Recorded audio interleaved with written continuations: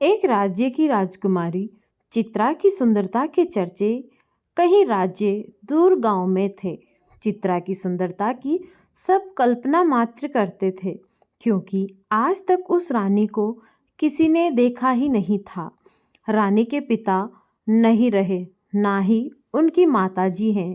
पिता की मृत्यु के बाद वो ही अपने राज्य को संभाल रही थी। वह रोज एक सभा लगाती थी और उस सभा में सिर्फ उसे देखने के लिए दूर दराज के गांव से कई लोग आते थे। कई राजकुमार और राजा भी चित्रा को देखने आते थे। रानी की सभा रोज एक खुले मैदान में लगती थी। राजा और राजकुमार ना सिर्फ उसे देखने आते थे, बल्कि उसके लिए कहीं राजा में युद्ध भी हो गया। भरी सभा में रानी एक बड़े पर्दे के पीछे बैठी रहती थी। कभी कभी जब सभा को संबोधित करने के लिए बोलती थी, तब उसकी आवाज़ पर ही ना जाने कितने श्रोता मोहित हो जाते। रानी बहुत चतुर थी। अपने राज्य पर आक्रमण ना हो जाए और कोई उसे पाने के लिए सभा में ही उसे उठा ना ले जाए, इसीलिए रानी ने पहली ही सभा में यह घोषणा करवा दी थी कि वो अपने शयन कक्ष में ही बिना पर्दे के रहती हैं। उसके शयन कक्ष में अगर कोई अकेला आकर रानी को देख लेगा तो वो रानी उसी से विवाह कर लेगी। अगर ऐसा ना करके वो सेना लेकर हमें जीतने आया तो समझा जाएगा कि वो कायर हैं। रानी की चतुराई के कारण कोई भी उसके राज्य पर हमला नहीं करता था। रानी का शयन कक्ष किसी मधुमक्खी के छत्ते से कम नहीं था। कोई भी रानी तक अभी तक पहुंच ही नहीं पाया था। हर रात कई राजकुमार और साधारण व्यक्ति कोशिश किया करते थे, लेकिन अगले दिन उनकी देह में प्राण नहीं बचते थे। कोई भी रानी के शयन कक्ष तक जाने वाले चक्रव्यूह को भेद नहीं पाया था। और महल में रानी का कक्ष कहाँ है, किसी को आज तक पता भी नहीं चला था। रानी के सैकड़ों पहरेदारों की नज़र से कोई भी नहीं बच पाया था। बस रानी की सुंदरता सबकी कल्पना में ही थी। रानी के लिए ना जाने कितनों ने अपने प्राण गंवा दिए, लेकिन कोई भी रानी की सुंदरता को देख नहीं पाया। उसी राज्य में एक युवक था जिसका नाम था सरस।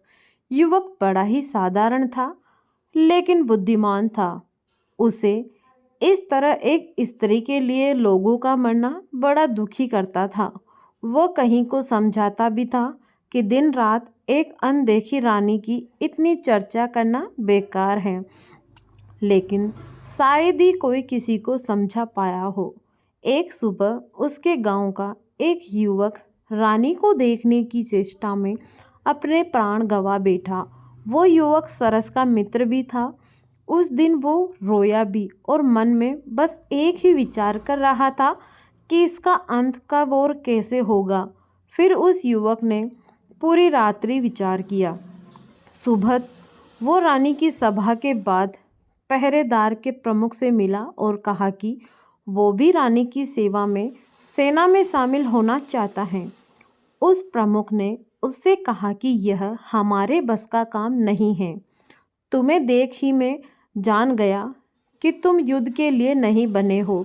सरस बोला कि वो उसे किसी भी काम के लिए रख लीजिए। सरस बोला कि वो अच्छा भोजन बना सकता है और पहरेदारों को रात्रि में अन्न पानी तो चाहिए ही होता है। वो जी जान से सेवा करेगा। इस तरह की बातें करके वो सेना के लिए भोजन पानी का प्रबंध करने वाले समूह में आ गया। करीब 6 माह तक वो मन लगाकर सेवा करता रहा। इस दौरान रानी को देखने की चाह लिए युवक भी आते रहे और अपने प्राण गंवाते रहे।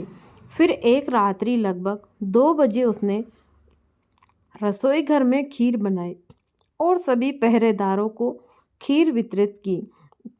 कई ने मना किया कि उन्हें सचेत रहना, लेकिन उसने कहा कि आज कोई नहीं आने वाला है, क्योंकि रात चांदनी है और कोई मूर्ख ही आज आएगा। सभी पहरेदार को उसने खीर खिला दी। खीर खाने के कुछ समय बाद सभी मूर्छित होकर गिर पड़े। सरस ने खीर में बेहोशी की दवा मिला दी थी। सरस अब रानी का कक्ष ढूंढने लगा। 6 माह से वो यहाँ है, लेकिन इतना सख्त पहरा और पाबंदी है कि उसे भी पता नहीं है कि रानी किस कक्ष में सोती है। कुछ समय बीत जाने के बाद सरस को अब चिंता होने लगी, क्योंकि नशे की दवा का असर कभी भी समाप्त हो सकता था। फिर उसे एक चौक में नीचे तलघर में जाने का रास्ता दिखाई दिया। वो जैसे ही उस रास्ते पर गया, वहाँ कक्ष के बाहर ही 2 पहरेदार और थे, जिसका उसे पता ही नहीं था। वो छुप गया और विचार करने लगा। फिर उसने दीवार पर अपना सर दे मारा और उन पहरेदारों की तरफ लड़खड़ाता हुआ गया। उसके सर से खून निकलता देख पहरेदार को लगा कि इस बार उन्हें भी शायद जगह छोड़ ऊपर जाकर लड़ना होगा। इसीलिए दोनों अपना द्वार छोड़ लड़ने के लिए ऊपर भागे। उनके जाते ही सरस खड़ा हुआ। द्वार सामने था और रानी भीतर कक्ष में थी। एक बार के लिए तो उसकी धड़कन भी तेज हो गई। जिसे किसी ने नहीं देखा है, उसे वो आज देखने जा रहा है। उसने द्वार खोलने के लिए द्वार पर हाथ लगाया और धक्का मारा, लेकिन वो द्वार नहीं खुला। द्वार पर नीचे एक बड़ा ताला उसे दिखाई ही नहीं दिया। उसने सोचा कि अब उसकी जान गई, क्योंकि कुछ समय में पहरेदार होश में आ जाएंगे और वो पकड़ा जाएगा। उसने कैसे सोच लिया कि जिस रानी के लिए इतने पहरेदार लगे, उसके द्वार पर कोई ताला नहीं होगा। लेकिन फिर उसकी आंखें चमक उठी, क्योंकि पहरेदार की चाबी उनके भागते वक्त वहीं गिर गई थी। अब उसने बिल्कुल भी देर नहीं की और चाबी लेकर द्वार खोल दिया। कक्ष के भीतर आकर उसने द्वार जल्दी से बंद किया और फिर ताला लगा लिया। अब उसने पहले एक गहरी सांस ली, फिर आंखें खोली तो उसे दिखाई दिया एक आलीशान कक्ष, सुगंधित पुष्प भांति। वो कक्ष सुगंध दे रहा था, लेकिन कक्ष में प्रकाश कम था। वो रानी के बिस्तर के पास गया। उसके कदमों की सरसराहट से रानी की नींद खुल गई और वो घबराकर उठकर बैठ गई। रानी के कक्ष में पहली बार कोई आया था। रानी ने पहले अपने चेहरे पर पर्दा किया, फिर लड़खड़ाते शब्दों में पूछा, कौन है? सरस बोला, अभी तक तो साधारण हूँ, लेकिन आपका मुख देखने के बाद हो सकता है कि साधारण ना रहूं। रानी घबराकर खड़ी हो गई। सरस बोला कि अब यह पर्दा क्यों? अब तो मैं इस शयन कक्ष तक आ गया। अब तो मुझे वो चेहरा दिखा दीजिए जिसने ना जाने कितनों की जान ले ली। अब तो प्रकाश में आ जाइए। रानी ने अपना पर्दा हटाया और प्रकाश में आई। युवक सरस ने देखा और चौंक गया, क्योंकि लोगों के द्वारा रानी की जिस तरह की कल्पना की जा रही थी, रानी उसके बिल्कुल विपरीत थी। रानी का रंग साफ नहीं था और ना ही चेहरे पर आभा थी। युवक उसे देखकर हंसा और कहा कि अच्छा, इसीलिए आप अपना चेहरा छिपाए बैठी थी, क्योंकि तुम्हें लगता है कि यह दिखाने योग्य नहीं है। रानी अब सर नीचे कर चुपचाप युवक की बातें सुन रही है। फिर रानी कहती है, स्त्री सुंदर ना हो तो कौन विवाह करता है? क्या तुम अब मुझे देखने के बाद मुझसे विवाह करोगे? तुम पुरुष किस तरह की स्त्री चाहते हो मुझे पता है। जरा सोचो, एक अकेली स्त्री, वो भी अगर सुंदर ना हो, तो कैसे और कब तक अपने राज्य को बचा पाती? यह मेरी चतुराई है कि मैं अभी तक रानी हूँ, किसी के अधीन नहीं हूँ। सरस बोला, तुम्हारी चतुराई ने ना जाने कितने प्राण लिए, तुम्हें पता है? रानी बोली, प्राण मैंने नहीं, उनकी सुंदर स्त्री की चाह ने लिए। तुम बताओ, अगर तुम पहले ही जानते कि मैं सुंदर नहीं हूँ, तो क्या अपने प्राण की बाजी लगाकर यहाँ तक आते? तुम मुझसे विवाह करो। अपनी पत्नी की सुंदरता का भ्रम इसी तरह लोगों में बनाए रखो।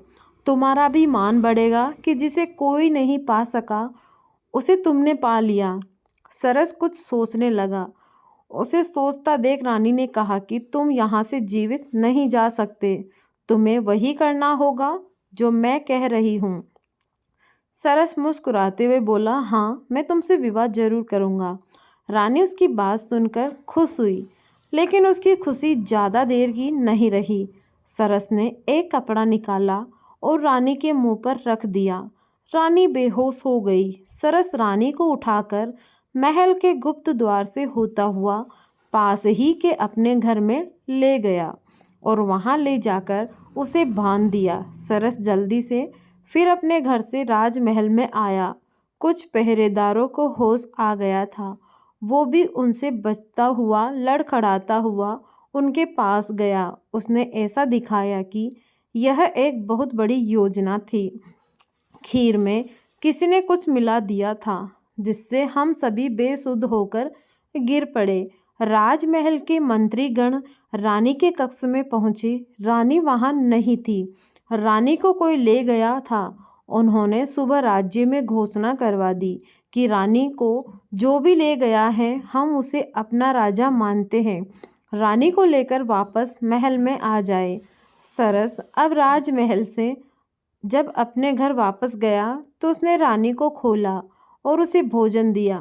रानी ने कहा कि तुम अब जीवित नहीं रहोगे, तुमने मुझे यहाँ बंधक बनाया है। सरस ने कहा कि अब तुम मेरी पत्नी हो, तुम्हें यहीं रहना होगा, मेरे साथ तुम्हारा यही प्रायश्चित है। रानी बोली कि वो अभी यहाँ से जा रही है।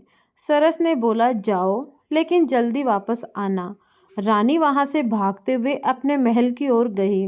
महल पहुँचती तो द्वार पर ही सिपाहियों ने उसे रोक लिया। रानी बोली, मैं रानी हूँ इस महल की, तुम्हारी महारानी। सिपाही उसे देख कर हंसने लगे, बोले, जा यहाँ से, अपनी शक्ल देख। उन्होंने द्वार पर से उसे हटा दिया। रानी को समझ आ गया कि सरस ने चतुराई से उसके साथ यह खेल खेला है। रानी को किसी ने नहीं देखा है, इसीलिए अब वो कुछ भी करे उसे कोई पहचानेगा नहीं। वो आप वापस सरस के पास लौट आई। सरस ने उसे कहा, आ गई, चलो अब कुछ खा लो। रानी वहीं रहने लगी और दिनचर्या के काम करने लगी। महल में अभी तक किसी को नहीं पता रानी कहाँ गई। मंत्री ने राज्य अपने हाथ में ले लिया। तो दोस्तों, कैसी लगी आपको ये कहानी? आप हमें कमेंट करके ज़रूर बताएं। चैनल पर नए हैं तो चैनल को ज़रूर सब्सक्राइब करें। धन्यवाद।